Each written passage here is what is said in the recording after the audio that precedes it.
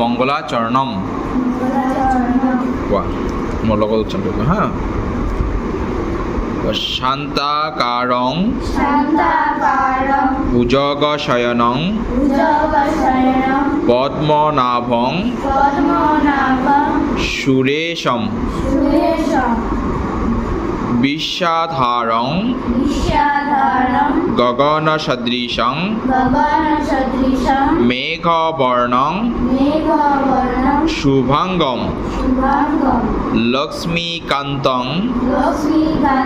কমলনয়নং যোগীর্ভিধা নগম্যম বন্দে বিষ্ণুং ভবভয়হরং সর্বলোকৈকনাথম অশতমা সদগময় তমসমা জ্যোতির্গময় মৃতর্মা অমৃতংগময় এতিয়া চোৱা আমি এই মঙ্গলাচৰণটো বুজাৰ কাৰণে চেষ্টা কৰিম অৰ্থ বুজাৰ কাৰণে ঠিক আছে কি আছে ইয়াত চোৱা শান্তাকাৰং ভুজগশয়নং পদ্মনাভং সুৰেশম অৰ্থাৎ কি চোৱা শান্তাকাৰক মানে ইয়াত কি বুজাইছে যে ধৰা যাৰ আকৃতি শান্তিপূৰ্ণ যাৰ আকৃতি কি শান্তিপূৰ্ণ মানে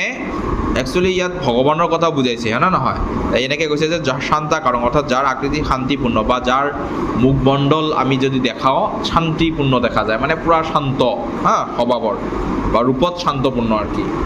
তাৰপিছত কৈছে ভুজগশয়নং পদ্মনাভং সুৰেশম আৰু ভুজগশয়নং ভুজগ মানে কি বুজি পাইছা তোমালোকে ভুজগশয়নং মানে শুই থকা কাৰ ওপৰত শুই আছিল আমাক একচুৱেলি ইয়াত কাৰ কথা বুজাইছে বিষ্ণুৰ কথা বুজাইছে তোমালোকে বিষ্ণুৰ ছবি দেখা পাইছা নহয় ইয়াত বিষ্ণুৰ কথা বুজাইছে ভুজগশয়নং যিগৰাকী ব্যক্তি কি কৰিছিলে কি কৰি আছিল যি নাগৰ শেষ নাগ তোমালোকে শেষ নাগ নাম শুনিছা শেষ নাগৰ ওপৰত তেওঁ কি কৰিছিলে শয়ন কৰি আছিল অৰ্থাৎ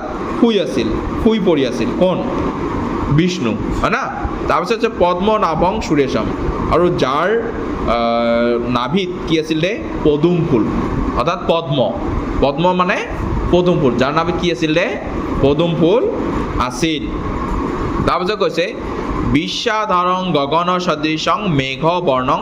শুভাঙ্গম অৰ্থাৎ যি মানে দেৱতাৰ ঈশ্বৰ যি কি কাৰ ঈশ্বৰ দেৱতাৰ ঈশ্বৰ আৰু সমগ্ৰ জগতৰ যি আধাৰ সেই কৈছে বিশ্বাধাৰং গগন সদৃশং মেঘ বৰ্ণং শুভাঙ্গম আৰু কি কৈছে আৰু যি আকাশৰ দৰে অৰ্থাৎ মেঘ বৰ্ণং মানে কি ৰে মেঘ মানে কি ৰে মেঘ মানে মেঘ মানে নহয় শুভাঙ্গম মানে আকাশত যি যেনেদৰে আকাশৰ দৰে সকলোতে বিয়পি আছে যি আকাশৰ দৰে সকলোতে কি কৰি আছে বিয়পি আছে আৰু কি কৈছে যাৰ ৰং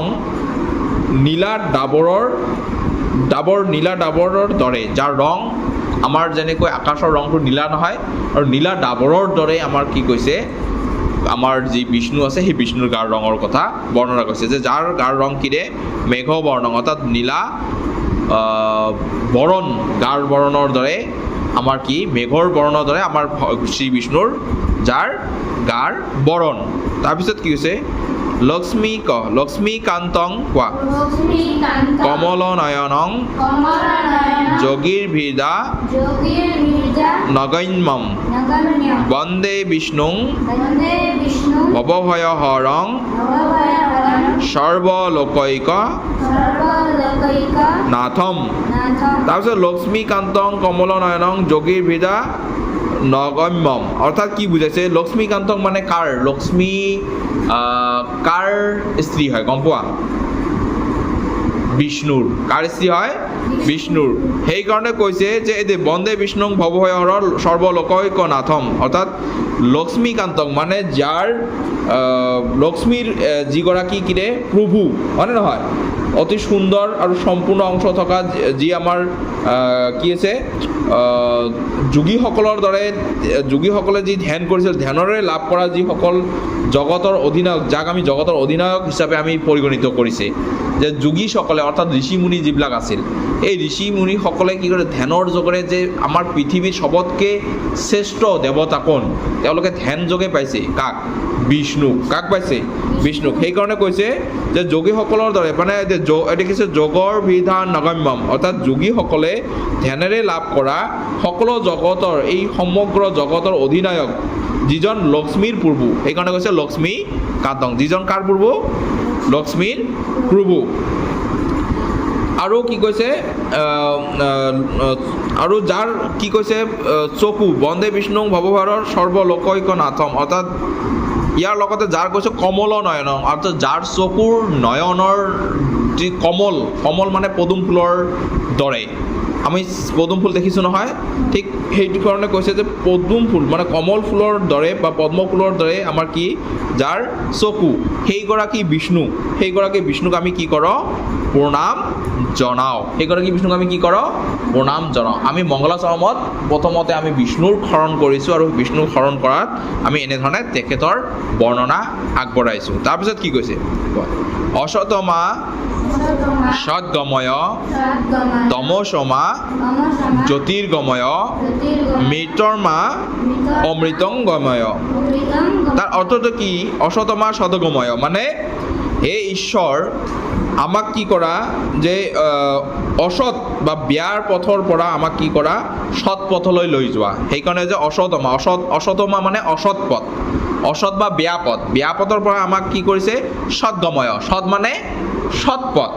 ইয়াত কি কৈছে সৎ মানে কি বুজাইছে সৎ পথ অৰ্থাৎ আমাক অসৎ পথৰ পৰা বা বেয়া পথৰ পৰা আমাক সৎ বা ভাল পথলৈ লৈ যোৱা ভগৱানক আমি এইটো ভগৱানৰ পৰা আমি কি আশীৰ্বাদ বিচাৰিছোঁ এনেধৰণে যে হে ভগৱান আমাক কি কৰা অসৎ পথৰ পৰা সৎ পথলৈ অৰ্থাৎ ভাল পথলৈ লৈ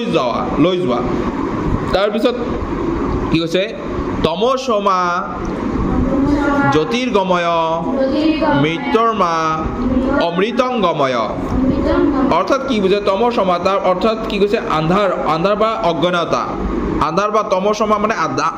আন্ধাৰক বুজায় বা অজ্ঞানতাৰ পৰা মানুহৰ যি অজ্ঞান মানে যাৰ জ্ঞান নাথাকে সেই অজ্ঞানতাৰ পৰা আমাক কি কৰা পোহৰ জ্যোতি মানে কি ৰে পোহৰ জ্যোতিৰ্গময় অৰ্থাৎ পোহৰলৈ লৈ যোৱা বা জ্ঞান দিয়া আমাক কি দিয়া জ্ঞান দিয়া সেইকাৰণে কৈছে যে জ্যোতিৰ্গময় অৰ্থাৎ জ্যোতি মানে পোহৰলৈ লৈ যোৱা নাইবা জ্ঞান দিয়া আৰু কৈছে মৃতৰ্মা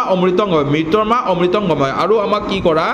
মৃত্যুৰ পৰা অমৰত্বলৈ লৈ যোৱা আৰু আমাক কি কৰা মৃত্যুৰ পৰা অমৰত্ব মানে এইটো এনেকুৱা নহয় যে একেবাৰে আমি নমৰিম আমাক দীৰ্ঘায়ু দিয়া অৰ্থাৎ আমাক কি অমৰত্বলৈ লৈ যোৱা আমাক কি কৰা দীৰ্ঘায়ু দিয়া এনেধৰণে আমি কি কৰিছোঁ শ্ৰী বিষ্ণুৰ আমি কি কৰিছোঁ বন্দনা কৰিছোঁ ঠিক আছে বুজি পাইছা আৰু এবাৰ উচ্চাৰণ কৰি দিয়া শান্তাকাৰং ভুজগশয়নং পদ্মনাভং সুৰেশম বিশ্বাধারং গগন সদৃশং মেঘবর্ণং শুভাঙ্গম লক্ষ্মীকান্তং কমলনয়নং যোগীর্ভিদা নগম্যম বন্দে বিষ্ণুং ভবহয়হরং সর্বলোকৈকনাথম অসতমা সদ্গময় তমসমা